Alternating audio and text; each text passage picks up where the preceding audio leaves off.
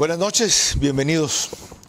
Hoy vamos a hablar aquí de la mayor causa de muerte en el Ecuador, que no es la delincuencia, que no es el factor de las muertes violentas, sino estadísticamente las enfermedades cardiovasculares. Y dentro de ellas, con particular énfasis, lo que se denomina ACV, el accidente cerebrovascular. Y les decía a los doctores invitados que aquí les iba a dar una sorpresa. Y es que yo sufrí uno. El Día del Padre hace 3 años y medio. Y por obra y gracia de Dios, por lo menos hasta ahora que yo sepa, no he tenido secuelas o consecuencias, salvo a veces ciertas imprecisiones en ciertas palabras. Tuve lo que llaman en inglés, porque eso dijo mi clínico, un temporary ischemic accident.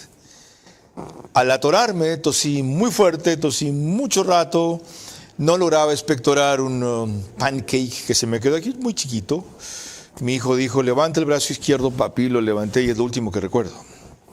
Me fui de bruces, me cuentan, sobre la mesa, y cuando me desperté, estaba atrás mi hijo haciéndome la maniobra de Heimlich, porque creía que tenía un infarto o era la atorada. Resumen de la historia, explorando todas las opciones después, resulta que tuve un accidente isquémico temporal. Lo único que me encontraron en el cerebro como huella fue una manchita gris en la parte en donde dicen los médicos que o se me desprendió una placa de colesterol, viajó y llegó a una venita, se quedó trabada y pasó, porque si no hubiera sido terrible, o se liberó un trombo, se me generó un trombo con mi esfuerzo en toser y atorarme. De paso, ¿saben cómo me pasó el atoramiento yendo a jugar tenis? Me dijeron, ¿estás loco? No, voy a jugar tenis. ¿Por qué? Porque con el sangoloteo estoy seguro que esto va a tragar y voy a resbalar. En verdad así fue. De entonces acá le he puesto mucho interés y atención a estos temas. El hecho de ser un sobreviviente, creo que casi sin secuelas o sin secuelas de ese tema, no me deja tranquilo sin transmitirle a ustedes la experiencia para que en ese y otros casos empiecen a cuidar más su salud. Porque todo aquello de lo que hablamos aquí a diario en política es posible primero si estamos vivos. Así que a sobrevivir o vivir bien primero y luego, o al mismo tiempo, seguir en la lucha por lo que todos estamos animados a diario.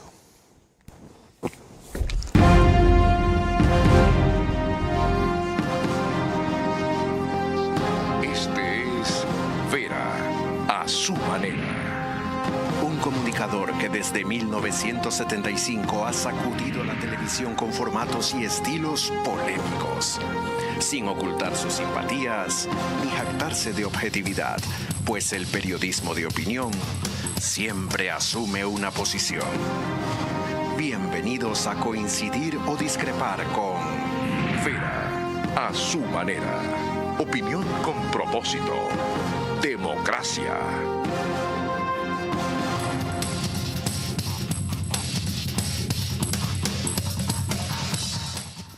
Les anticipo que el tema de hoy es muy vasto y complejo como para que lo agotemos en un programa.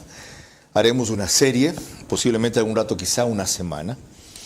Pero previamente a entrar en materia, quiero expresar a nombre mío y todo el equipo, o mejor dicho, todo el equipo y mío, mi pésame y solidaridad con Rafael Cuesta Caputi, quien es nuestro anfitrión. De él es este estudio, él es fundador del canal 24/7 desde donde operamos. Por la muerte de su padre hoy, don Francisco Cuesta Safadi partió. Y entre las cosas, como legado de su pensamiento que nos dejó, está esta frase que he querido recoger hoy, que no hay nada más vulgar y pedestre que creer tener la razón en todo. A la esposa de Francisco, sus hijos, toda su familia y sus amigos más cercanos, mi nota de pesar. Y mi compromiso de seguir haciendo aquello que él tanto disfrutaba y a lo que tanto me impulsó. Un periodismo crítico, duro y frontal. Para desarrollar el tema de hoy, tenemos dos médicos de primera, el doctor Marcos Ortega, quien es cardiólogo clínico y hemodinamista, casado, 48 años, 3 hijos, experto en control de presión arterial, arritmias cardíacas, manejo de infarto agudo y realización de cateterismo cardíaco. Y el doctor Paul Mejía, casado también, 45 años, un hijo, él es especialista en neurocirugía, egresado de la Universidad Nacional Autónoma de México, posee una subespecialidad en terapia endovascular neurológica. Doctores, bienvenidos. Muchas gracias. Doctor Mejía, ¿de qué estamos hablando cuando nos referimos a un accidente cerebrovascular? Bueno, antes que nada, pues muy buenas tardes con todo. Quisiera agradecer la oportunidad que se nos brinda en este medio de poder dar a conocer algo bastante frecuente y que muchas veces no recibe el tratamiento oportuno o el tratamiento que se debería de otorgar a este tipo de pacientes. En realidad, la enfermedad cerebrovascular en lo referente a la terapia endovascular ha evolucionado de forma muy acelerada en los últimos años. Enfermedad cerebrovascular. O sea, es una enfermedad, está ahí latente. Así es. No es como lo que a mí me pasó, ¡pac! Dentro de la enfermedad cerebrovascular nosotros tenemos dos grandes grupos: los infartos cerebrales o isquemias y las hemorragias cerebrales. El ataque isquémico transitorio o TIA, que se conoce en el habla anglosajona, es uno de los tipos de isquemias cerebrales. Pero yo debo haber tenido una condición que me hizo propenso a eso y la descuidé y no me dio cuenta. ¿Cuál fue? Efectivamente. Ahí entran en juego varios factores, principalmente la hipertensión, el exceso de colesterol, la obesidad, niveles de glicemias elevados, es decir, pacientes diabéticos. Estaba con exceso de peso. Formación de placa de ateromas a nivel de los vasos sanguíneos. Ajá. Todos esos factores pueden... Tenía un par en la carótida, aunque no en niveles impresionantes. O sea, yo descuidé eso. Así es. Así es. Si hubiera atendido eso, seguramente con ese accidente no me daba ese incidente. Efectivamente. De hecho, el objetivo actual es prevenir. Siempre prevenir será mejor que tratar. Sin embargo, en los casos que ocurren ya las patologías cerebrovasculares tenemos que resolverlas, pero lo ideal, el escenario perfecto es prevenirlo. Ahora, hablemos de las otras en las que usted es especialista, doctor Marcos Ortega, bienvenido también. Muchas gracias. Una vez más agradeciendo la oportunidad, porque es interesante, Carlos, poder nosotros discernir estas enfermedades que hoy en día la Organización Mundial de la Salud las determina como la primera causa de muerte a nivel mundial.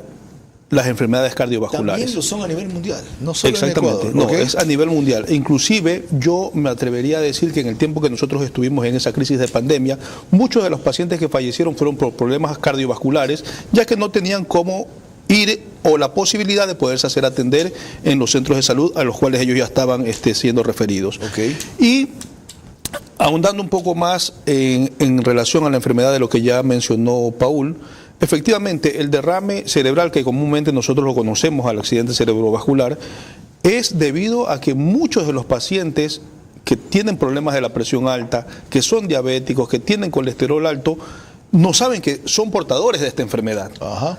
Hasta que debutan con la complicación que es el derrame o que es el accidente isquémico transitorio, refiriéndose un poco a la parte cardiológica, que son los infartos, que son los aneurismas de aorta, y ya debutan con el problema que lleva inclusive a muchos de estos a la muerte, ¿no? A lo largo del programa vamos a analizar algunos de los factores que hacen que debute el problema, como usted usa, pero ¿cuáles son los más comunes? Porque alguien que tiene esa condición de repente ¡pac!, sufre el infarto. Presión alta, ¿Ya? azúcar en la sangre, que es la diabetes, el aumento del colesterol alto, triglicéridos, que nosotros conocemos como dislipidemia técnicamente, el tabaquismo, y hoy en día ya incluimos a la obesidad y el sedentarismo. Bueno, seguramente a mí me salvó no tabaquismo, no alcohol, un par de copas de vino, no sedentarismo, no droga, pero me arruinó todo lo demás. ¿El estrés? También. Sí, por supuesto. ¿En serio? ¿Qué tanto? Yo creería que en la actualidad el estrés es el responsable de por lo menos 1/3 o de las patologías generales a nivel de todo el organismo. ¿El estrés entendido y definido cómo?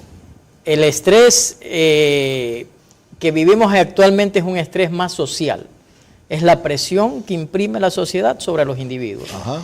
El estrés repercute directamente sobre los niveles de cifras de presión arterial. Pacientes con mucho estrés generalmente suelen tener niveles de presión arterial muy elevados, poco sueño. Esa es otra cosa que nos está matando. Cada día tenemos más actividades que realizar y la forma de compensar ese incremento en las actividades que realizamos rutinariamente es durmiendo bien, es robándole horas al sueño. Aparte de los atractivos de estos aparatejos, la tecnología, etcétera. Ok, así hemos comenzado. No sin antes recordarles que nos pueden seguir por Facebook y YouTube de Ver a su manera. Estamos también en Extreme TV Cable, canal 15 de Vito TV o 709 si prefieren alta definición. En DirecTV el canal es 194, corresponde a Manavisión, canal 9, señal abierta solo en Manaví. Adicionalmente, María Clara Triviño Martínez. Gracias a RTU estamos en todas las cableras. Eso quiere decir que usted nos puede ver a través de DirecTV, canal 177, CNT, canal 12, TV Cable, canal 69, Claro TV, canal 30 y Cable Unión, canal 9. Y además, a esta hora, a través de esas cableras, nos ven alrededor de 40.000 hogares. Carlos. En cuanto a radio, 101.3 FM, Radio Centro.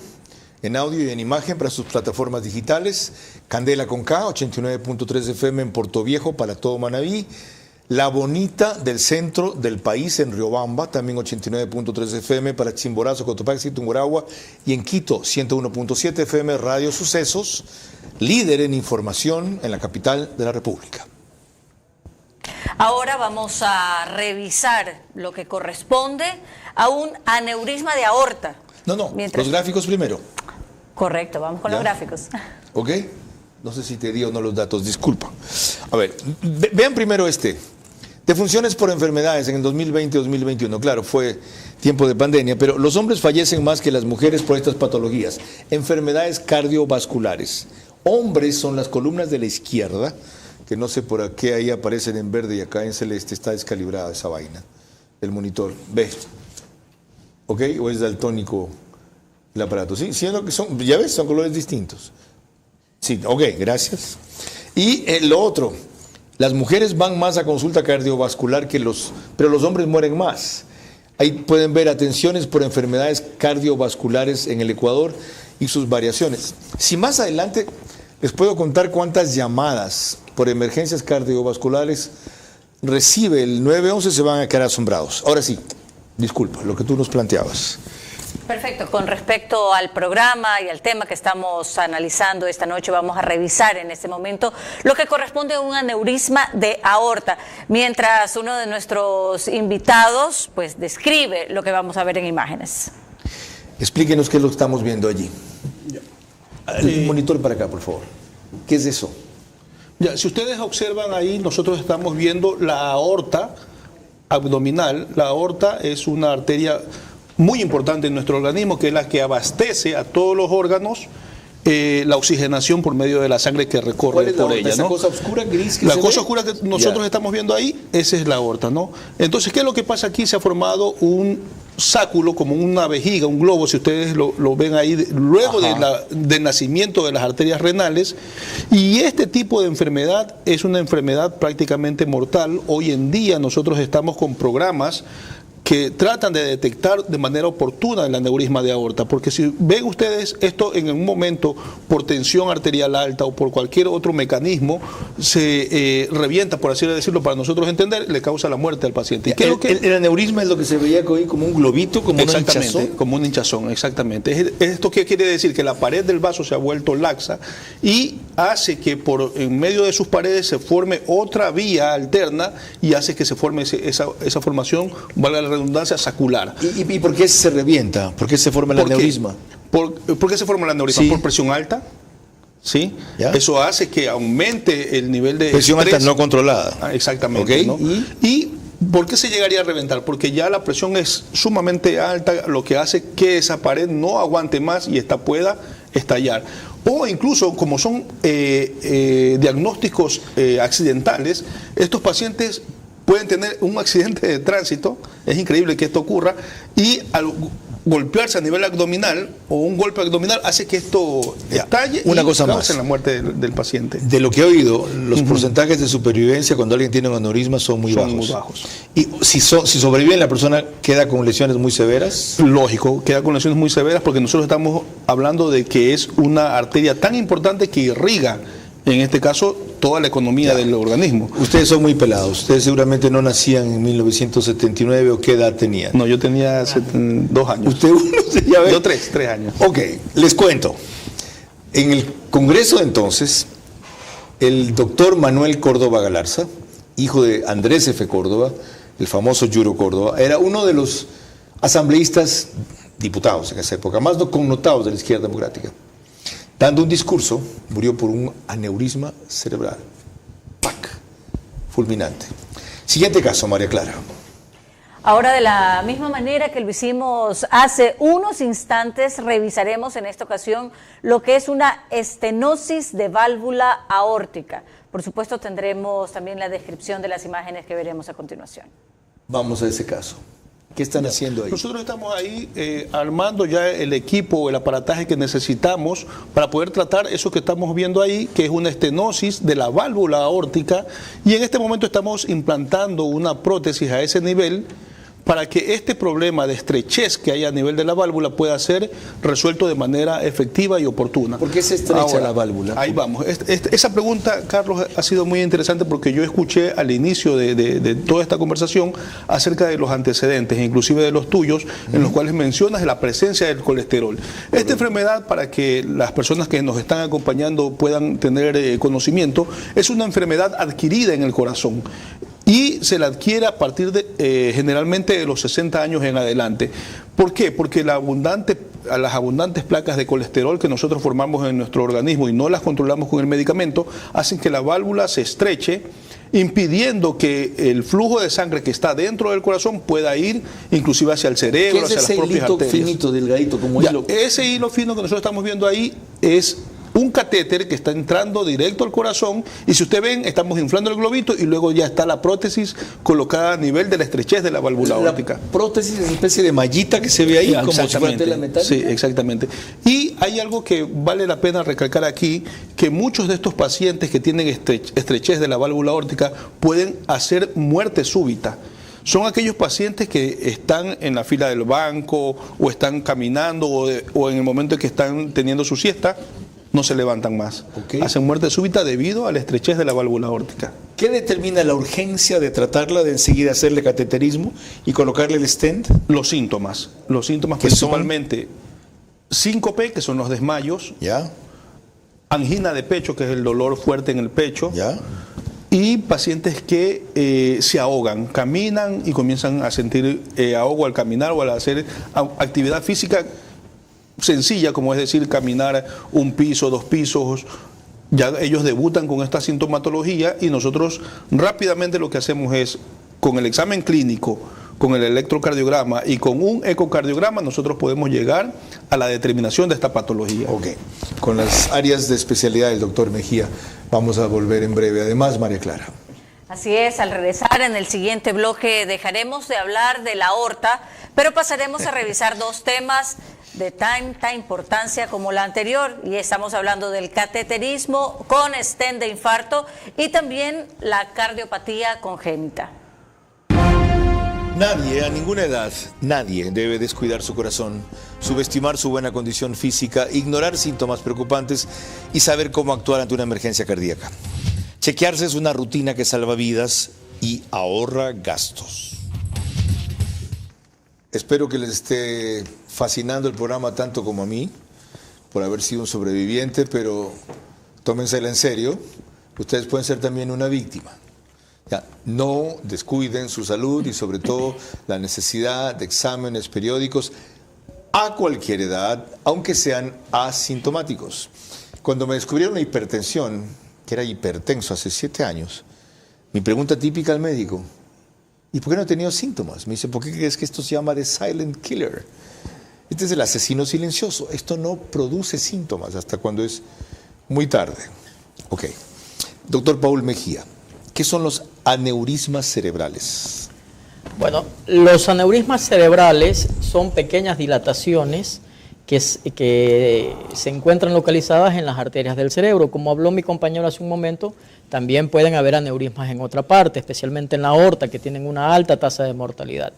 Sin embargo, la incidencia de aneurismas cerebrales es mucho más alta que la incidencia de aneurismas a nivel de la aorta. Son patologías a tener en consideración y a saber hacer un diagnóstico temprano para poder brindar un tratamiento oportuno. En términos generales, nosotros de forma didáctica decimos que cuando se rompe un aneurisma, podemos dividir a estos pacientes en 4 grupos. Un cuarto fallece cuando se rompe el aneurisma, no le da tiempo absolutamente de nada. Ocurre la ruptura, como el señor que fue congresista. Otro cuarto de pacientes, es decir, un 25% fallecen en la clínica, sea en la terapia intensiva, en quirófano, en hospitalización. Un cuarto, otro 25%, queda vivo con secuelas y solamente un 25% vuelve a hacer su vida normal. Pregunta obvia. ¿Cómo puede alguien que vaya a tener un aneurisma o propenso a tener un aneurisma detectarlo antes o no es posible? Ese es un gran dilema. Realmente es algo muy difícil porque los aneurismas rara vez dan síntomas. ¿Y cuando alguien es propenso a eso? Generalmente son pacientes con factores de riesgo o con una carga hereditaria muy alta. Es decir, mi abuelita, mi mamá, mis tías padecen de aneurisma cerebral. Yo debería ir a hacerme un chequeo médico para que el especialista me valore y decida si puedo realizarme algún tipo de estudio y detectarlo antes de que se rompa. Buena señal. La otra, ¿qué son las malformaciones arteriovenosas? Las malformaciones arteriovenosas, como su palabra lo dice y lo describe perfectamente, son lesiones congénitas que se producen porque se forman mal. Es decir, las estructuras vasculares, tanto arterias como venas, cuando nacemos o cuando estamos próximos al nacimiento, cada una lleva su ruta individual, independiente. ¿Se nace con eso? Se nace con eso. ¿Se puede corregir eso? Se puede corregir, así ¿Con es. cirugía? Existen 3 formas de tratarla. Pueden tratarse con alguna de las técnicas de forma independiente o una combinación, porque son lesiones muy complejas. Actualmente, el grueso de pacientes, es decir, el porcentaje mayor, se tratan mediante terapia endovascular, mediante cateterismo. Existe otro pequeño porcentaje que se realizan intervenciones quirúrgicas, la craniectomía o la craniotomía que normalmente se conoce, y un porcentaje que cada vez crece más es el tratamiento mediante radiocirugía. ¿Qué tan común son estas 2 enfermedades que hemos analizado? Dentro de las patologías hemorrágicas en los niños, la principal causa es la ruptura de una malformación arteriovenosa. Y en los adultos es la ruptura de un aneurisma cerebral. Para detectarla en el niño, ¿qué se puede hacer? Lo ideal es realizar otomografía. Sin embargo, en los pequeñitos hay que ponerles medio de contraste para poder visualizar bien las arterias y las venas, o la angioresonancia, que no necesita contraste. ¿Y qué síntoma da en el niño para que la madre o el pediatra seguramente tendrá una sospecha o sabrá, no se enloquezca y digan, no sé qué diablos le pasa a mi bebé, no para de llorar o le duele o no sé qué? Así es. Ahí debemos diferenciar 2 cosas: la malformación antes de que se rompa y la malformación ya rota.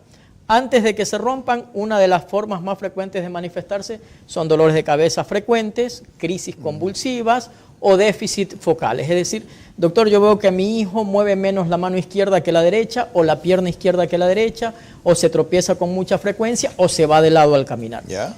Y cuando ya se rompen, el principal síntoma es la cefalea, es decir, el dolor de cabeza. Los pacientes suelen describirlo como el peor dolor de su vida. ¿Cuál es la diferencia con jaqueca? Los 2 son dolores de cabeza, pero generalmente la hemorragia cerebral se acompaña de un dolor de cabeza que se asocia con algo que se denomina sensación de muerte inminente. Es decir, el paciente sabe que algo malo ha ocurrido cuando puede hablar. El mismo paciente pide que lo lleven a un médico porque saben que hay algo diferente, que eso no es un dolor común. Me está fascinando hablar de temas de salud. De repente mi retiro va a ser hablar solo sobre eso. Les recuerdo, porque olvidé decirlo al principio del segmento, que el reprise del programa es por One Plus, canal 14, el mismo número en las 3 cableras que lo reproducen. Esto les demuestra lo abstraído que estoy en el tema. Solo que el reprise es 48 horas después, 6 de la mañana. En streaming tienen 4.000 visitas diarias, al mes 100.000 aproximadamente. El periódico digital Ecuador en Vivo reproduce un resumen en su portal principal o página de noticias, apenas terminamos. Y en el oriente llegamos por Nina Radio, 104.7 FM, para Puyo, provincia de Napo, y otras provincias aledañas. María Clara.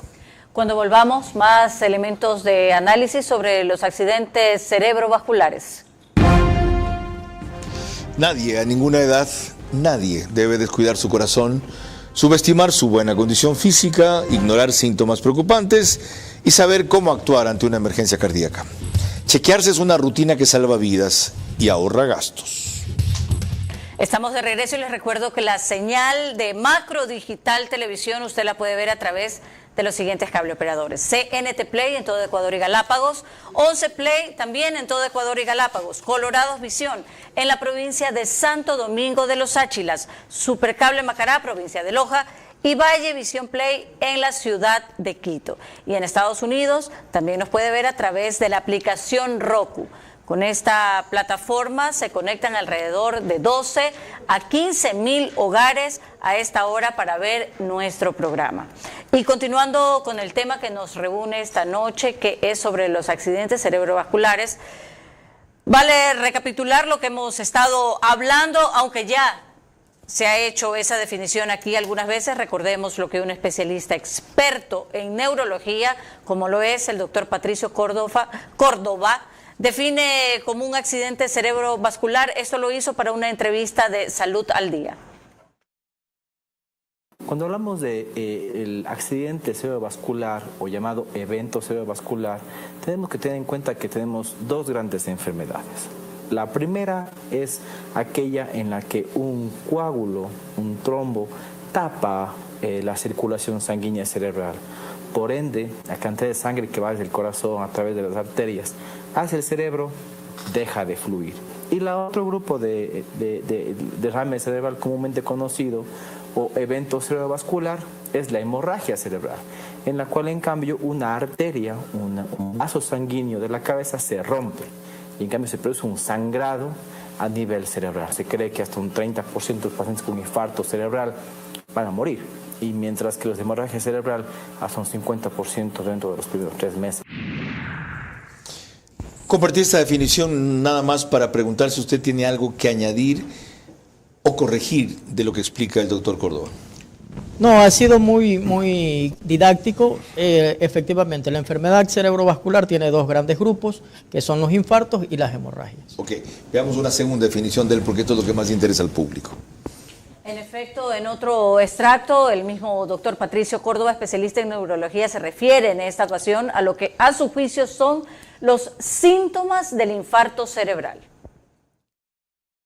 Síntomas asociados a un infarto cerebral de manera inicial son 3 principalmente, y cuando tengamos alguno de estos síntomas que voy a nombrar a continuación, debemos acudir inmediatamente a un hospital, ¿no? Primero, que nuestra boca se vaya chueca, principalmente nuestra comisura labial se vaya desviando hacia un lado, que es uno de los principales síntomas de un infarto cerebral. El otro es que una parte de nuestro cuerpo, sea esta derecha o izquierda, esté más débil que su contraparte. Ejemplo, mi brazo derecho esté mucho más débil que mi brazo izquierdo. Y la tercera, que tenga una alteración del lenguaje. Entonces eso habla de que hay un evento en el cerebro en la cual el flujo sanguíneo sí se disminuyó en esa zona donde tiene el síntoma el paciente, pero de manera transitoria. Y posteriormente, con el pasar de los minutos, este flujo se volvió volvió normal, y eso automáticamente pues mejora los síntomas.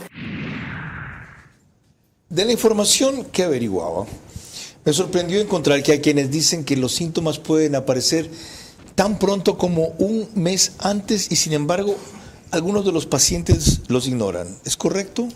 Puede haber ocasiones en las cuales se presenten los ataques isquémico-transitorios, que son el aviso de que algo viene. Si no se resuelve, si no se corrige la causa que está produciendo estos ataques isquémico-transitorios, el siguiente paso es que se tape la arteria de forma definitiva y se produzca un infarto cerebral. Ya entiendo lo que yo no he hecho entonces. O sea, a raíz de que tuve la alerta, me descuidé. Así es. En algunos aspectos. Así Ok, lo otro, quedé en darles algunos datos de la cantidad de llamadas que hay solo al EQ 911 por eventos o accidentes cerebrovasculares. 2.470 en un año aproximadamente. 9 llamadas de ese tipo por día, ¿ya? Lo cual significa 274, cerca de 300 al mes. La otra cosa que inquieta a las personas, cuando alguien sufra este tipo de desvanecimiento o de ataque, ¿cómo sabes si es el corazón o cómo sabes si es el cerebro? ¿Y qué debe hacer alguien que no sabe primeros auxilios para o llevarlo a la emergencia o pedir ayuda mientras tanto? ¿Qué tipo de acción debe desarrollar que puede de repente significar la diferencia entre la vida y la muerte? Bueno, básicamente cuando nosotros hemos estado frente a estas emergencias, es importante que nosotros hagamos una concientización al público, porque hoy en día muchas de las enfermedades, principalmente arritmogénicas en pacientes jóvenes, se están presentando cada vez más de manera frecuente, e inclusive ya está siendo mandatorio la presencia de dispositivos de cardioversión eléctrica, no solo en los estadios.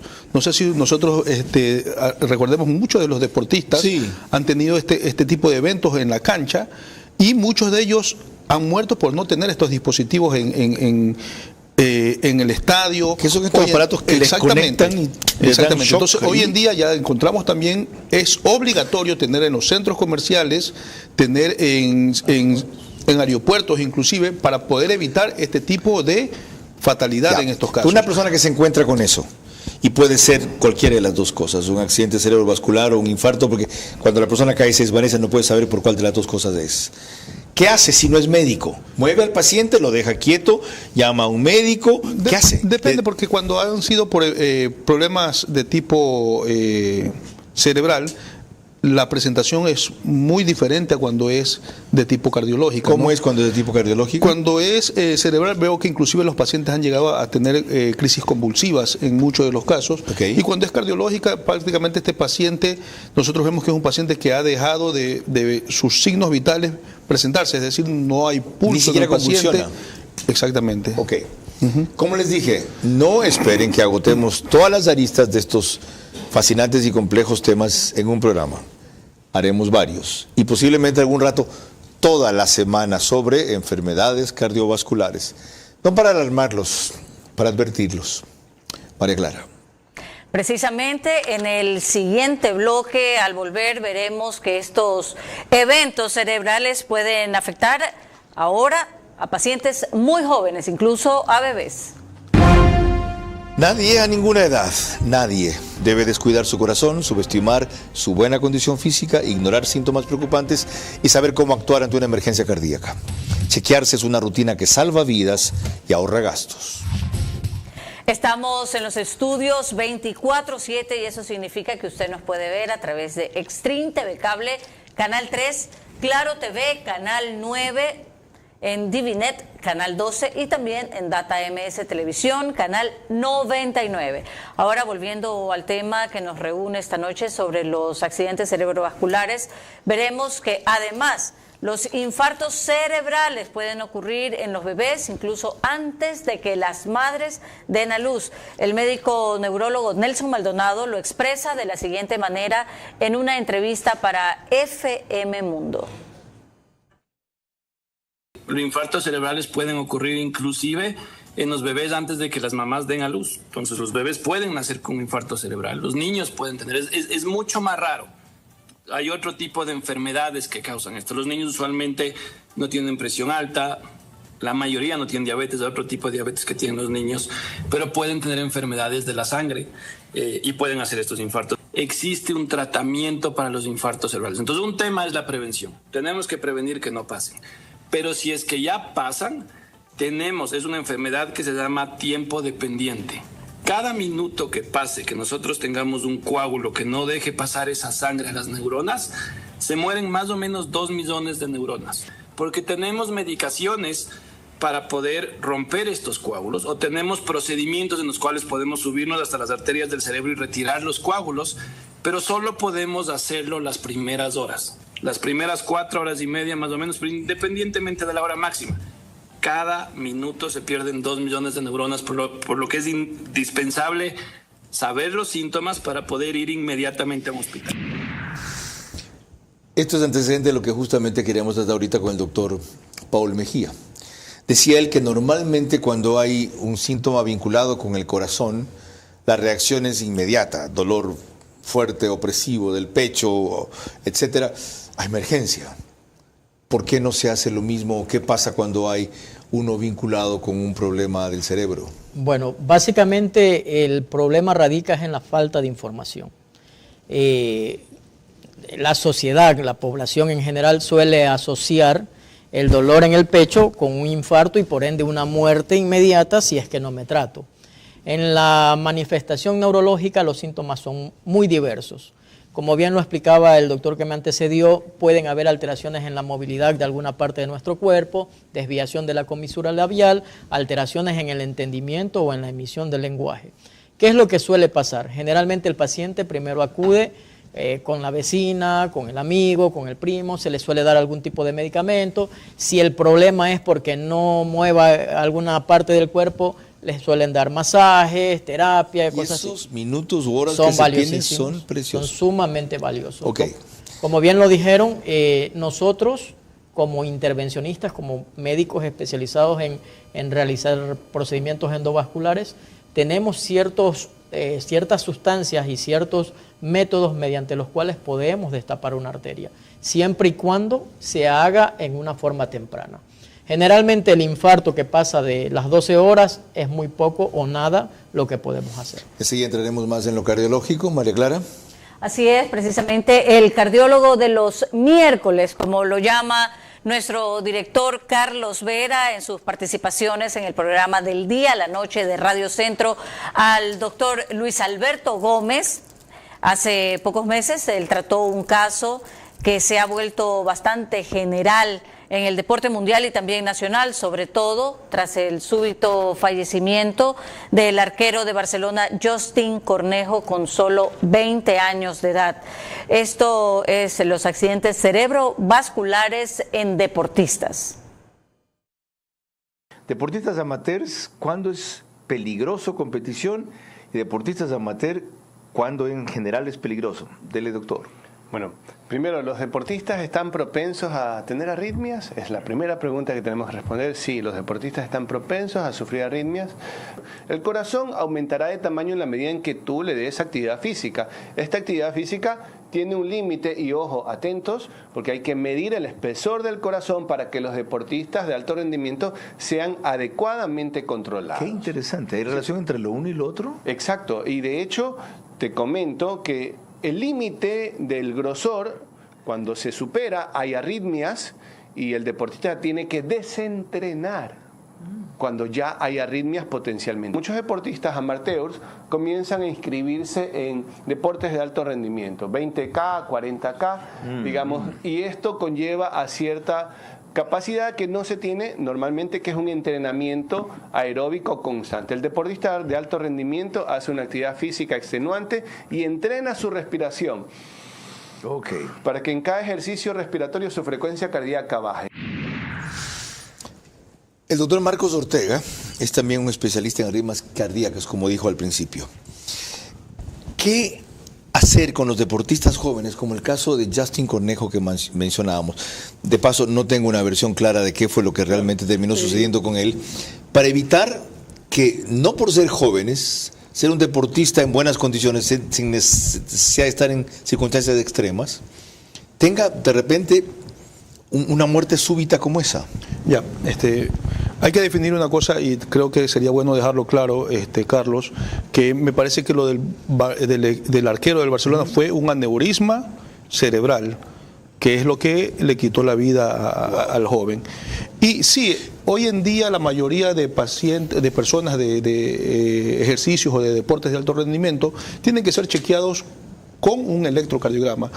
Un electrocardiograma puede darnos a percibir o a notar en él ciertas alteraciones del ritmo cardíaco que pueden hacer que ese paciente pueda en algún momento llegar a tener muerte súbita. Bueno, eso hacen normalmente los deportistas profesionales, lo hacen en los clubes de fútbol.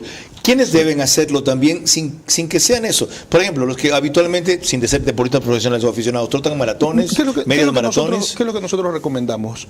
Que las personas a partir de los 40 años de edad es necesario que se hagan una valoración cardiológica, si es que no tienen antecedentes cardiovasculares, por lo menos de manera anual.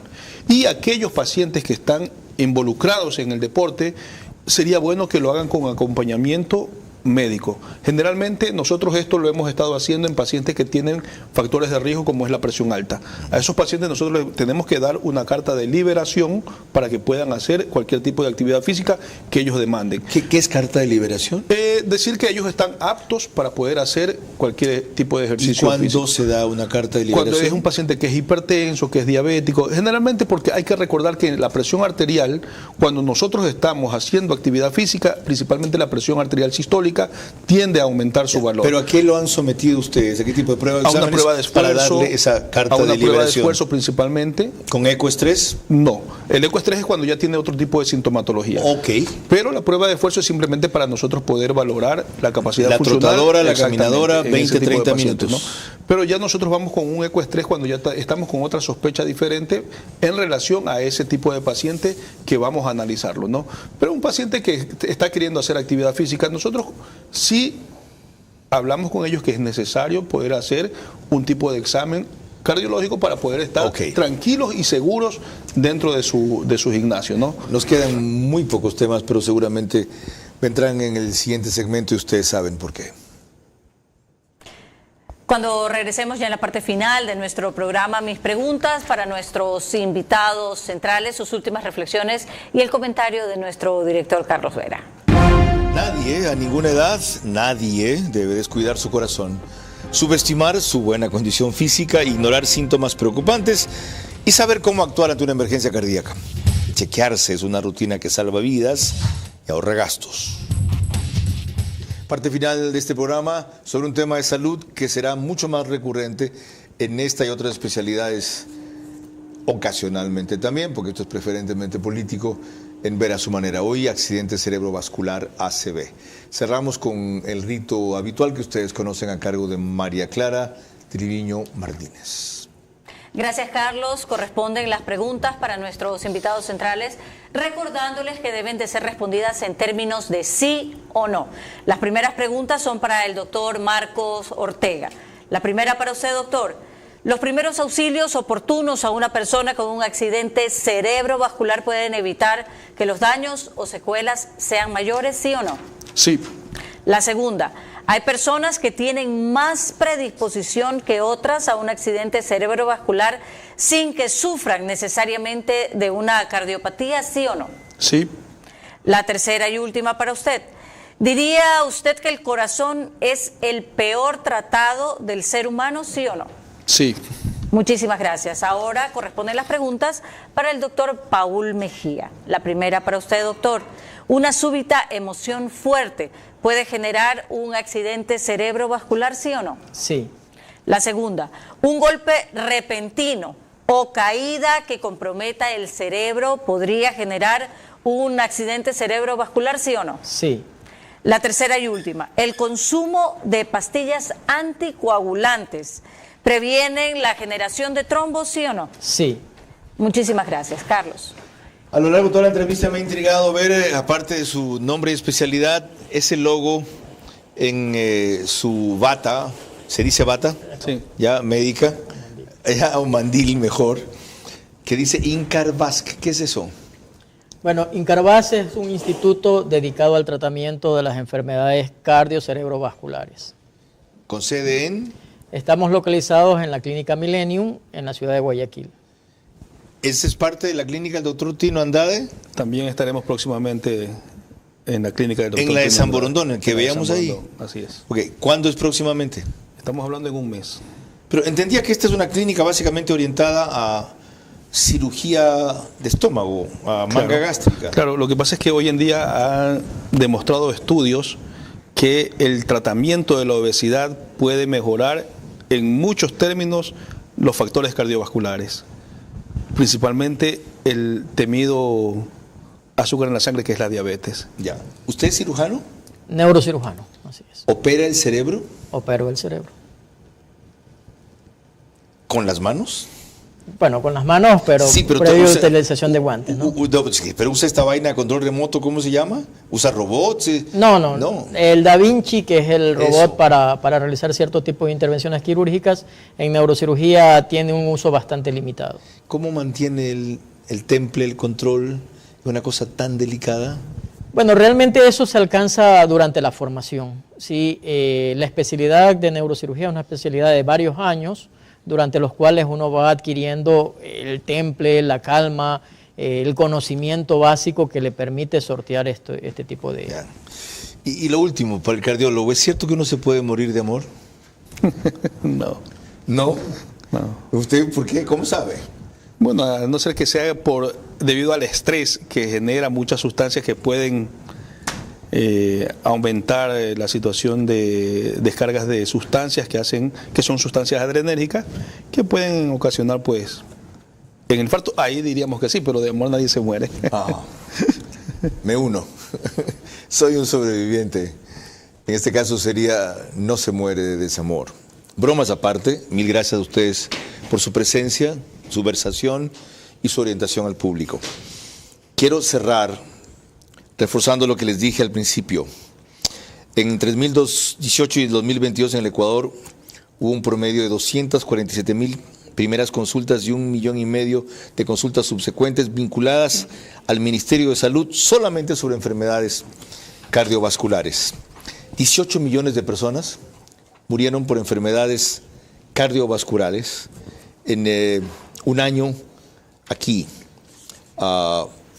Los accidentes cerebrovasculares, especialmente cuando son como los que yo tuve transitorios, son terriblemente subestimados y no generan que sea lo que deben ser en el paciente una primera advertencia para complicaciones posteriores.